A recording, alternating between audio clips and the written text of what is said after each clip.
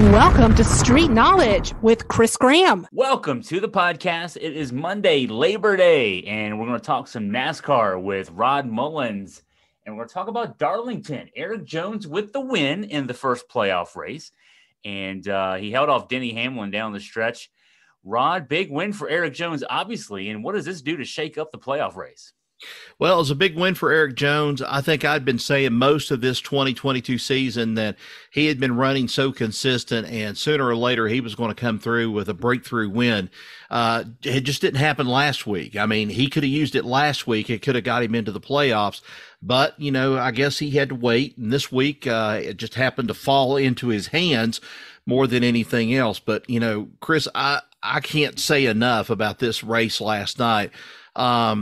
I could have gone to counseling for 20 years and never been prepared for something like what was going to happen last night in this race. And I likened the whole thing of the playoff picture to like a 3-year-old, for example, my granddaughter getting a hold of an Etch-a-Sketch, and you see this beautiful picture, clear as a bell. You understand everything, how it's going to go. And then with just a couple of shakes of the Etch-a-Sketch, everything's erased and you have no idea where things are going by the time they roll into Kansas this weekend. So Chase Elliott didn't have a good day. He started the day at the top of the standings. He's not there anymore. What happened to him? Well, he had, I think, the rear toe end bar back on the right wheel, the right rear. It broke. Matter of fact, the whole thing broke last night, and they tried to get it fixed within the 10 minutes of that NASCAR had increased. You know, NASCAR had been going with this 6-minute allotment that you could go and try to get something fixed on pit road, and if you got it done within 6 minutes, you could go back out on the track. Well, even with the rule change this coming week because of the playoffs and some of the teams complaining that they just didn't have enough time to be able to get some things affected or the changes, what they needed, they institute this, and still 10 minutes go by and Chase Elliott's team cannot get that tow arm fixed. They can't get the apparatus fixed whatsoever, so they have to pretty much pull it behind the wall. He finishes in last place with the DNF, but it drops him from first to ninth in the playoffs. And, now it's almost like he's barely hanging on. Just picture yourself on a mountain somewhere, and you're trying to get a good, hold more than anything else with your fingers.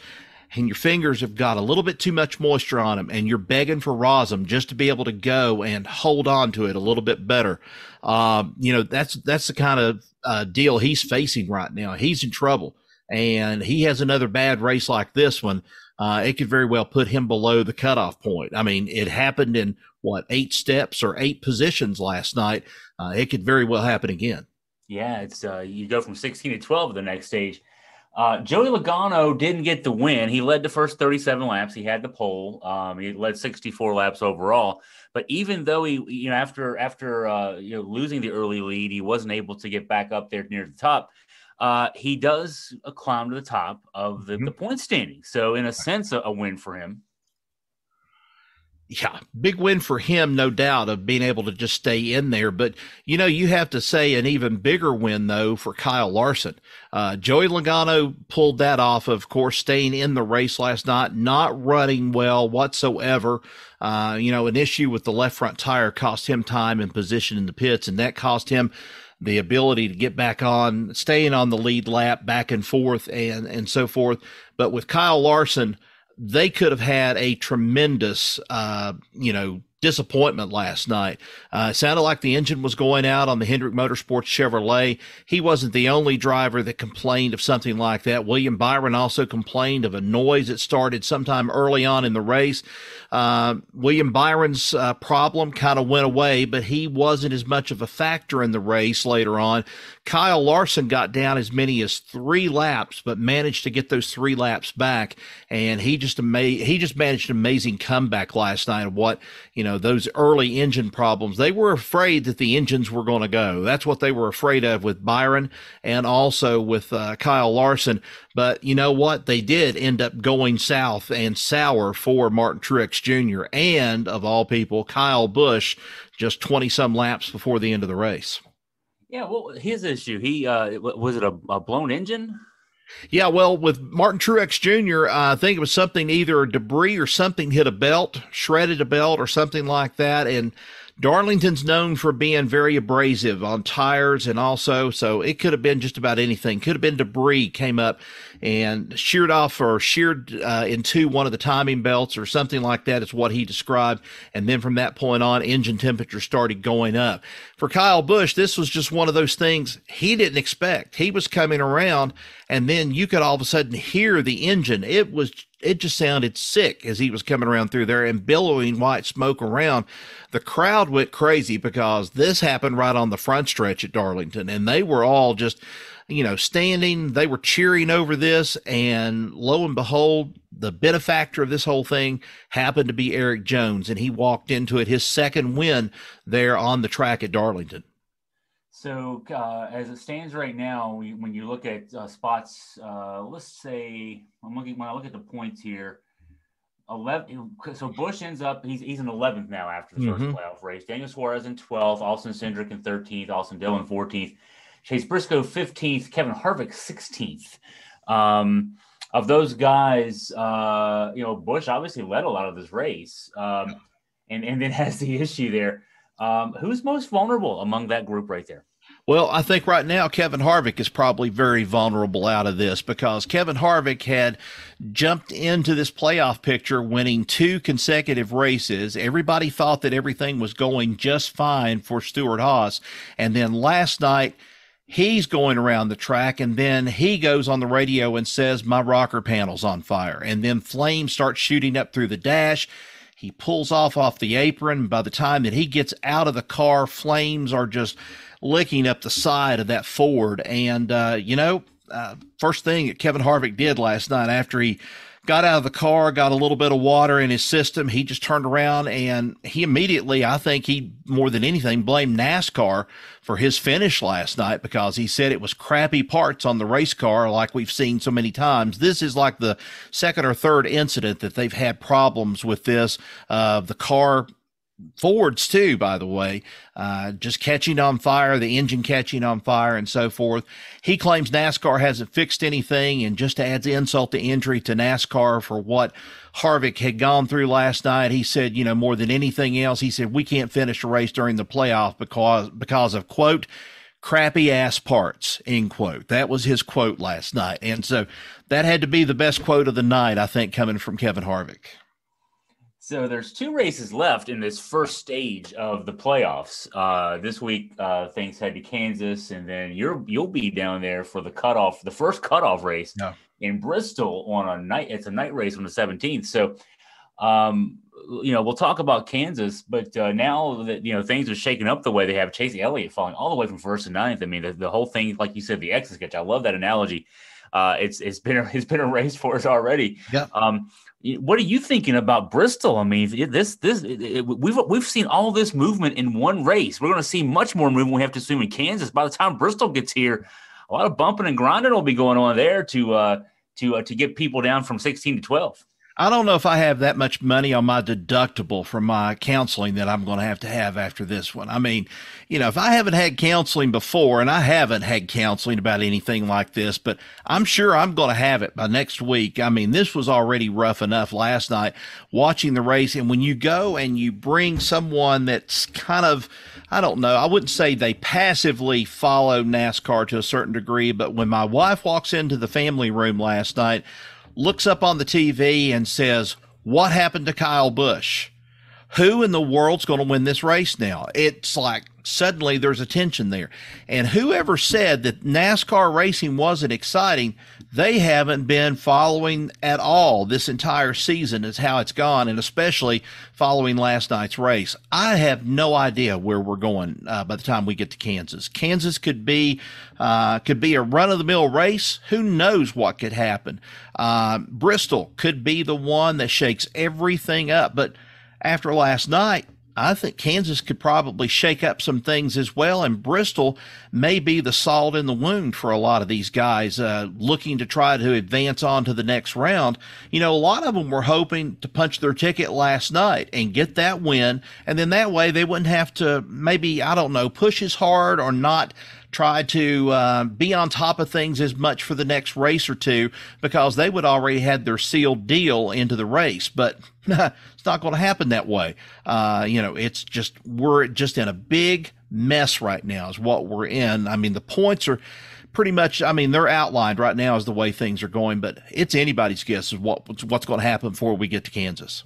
In no other sport, in America at least, and I imagine around the world, can a non-playoff team during the playoffs, yes, knock things around the way Eric Jones did yesterday. I mean, non-playoff teams aren't playing in baseball or basketball or football. They're not out there, but these other teams are out there, and they want wins. They want money. They want the momentum heading into next year. So they want their sponsors to get the value. So, those guys are out there competing just as hard as the playoff teams are. And that's what's unique about the NASCAR playoff season. Yeah, and Truex last night, even though he was knocked out of the playoffs, he would have liked nothing more than to have won at Darlington last night, and it didn't happen. Of course, that was the timing belt and everything, and the engine expired on that car. But then I think what is worse, and I go back to that salt in the wound sort of thing, Kyle Busch. Kyle Busch has had one of the, I call it maybe most unstable seasons, I think, in recent memory of any car driver for NASCAR. And that is, he has no idea where he's going. We keep on hearing this same thing over and over, that we're getting close to a deal. I'm going to name something, but then we get to the Friday or the Thursday or Friday before the race and it falls apart, or we don't hear anything out of it. But he keeps on telling people we're close to a deal. He's changed in his attitude a little bit more. I don't think he's as, let's put it this way. I don't think he's as obnoxious and arrogant as he has been before. I mean, when he was racing and had the M&M sponsorship like he still does right now, he was just unreal. I mean, he could just walk into a room. You'd ask a simple question. He could take you apart. He could dismember you worse than Jason in a Friday the 13th movie. I mean, he could dismember that reporter that quick over a question that he felt like was stupid.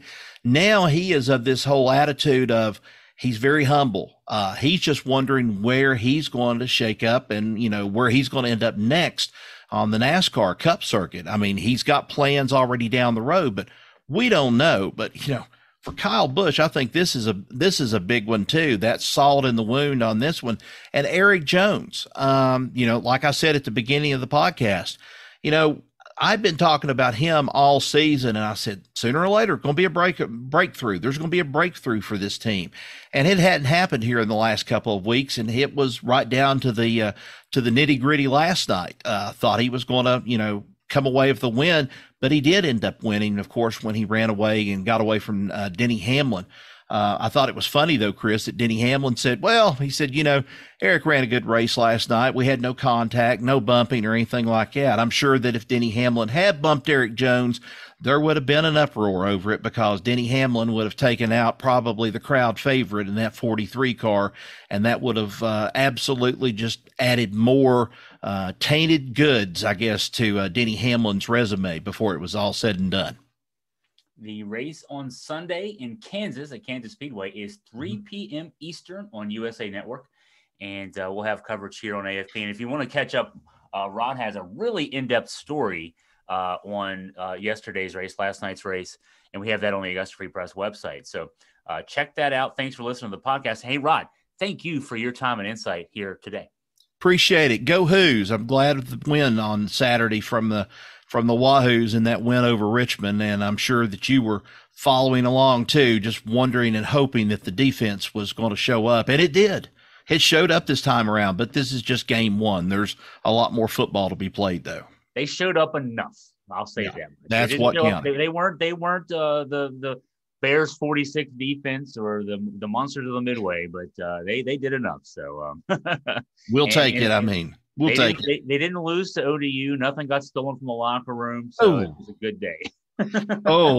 That's about as bad of a burn as what Kevin Harvick delivered on NASCAR last night, and then that car catching on fire. That's a bad burn right there. Yeah. They at least didn't have anything stolen out of their locker room. They were at home, by the way, UVA was, so Can't say that for the Virginia Tech Hokies in this case. Coaches didn't get stuck in the elevator, all those things. It was a much better day for Virginia than it was Friday night down in Norfolk for Virginia Tech. And I think that's an omen too. I think that's an omen, very much like the omen that time when Lee Corso's rental car got struck by lightning out in the parking lot there at Tech. I think that's just another omen to beat Virginia Tech. Yeah, exactly. I think it's just another omen. I think it's just these guys teaching some of these guys. Maybe you guys need to take the steps instead of worrying about the elevator to get you up to the upper level, to the coaching booth. I don't know. That was just like the precursor for the night falling apart for Virginia Tech, though. Oh man, everything that could go wrong that night went wrong for Virginia Tech, no doubt. But it's a long season. Maybe they'll get it turned around. Well, Rod, thank you as always for your time. Really appreciate it. All right. We'll talk to you later, Chris. Thanks.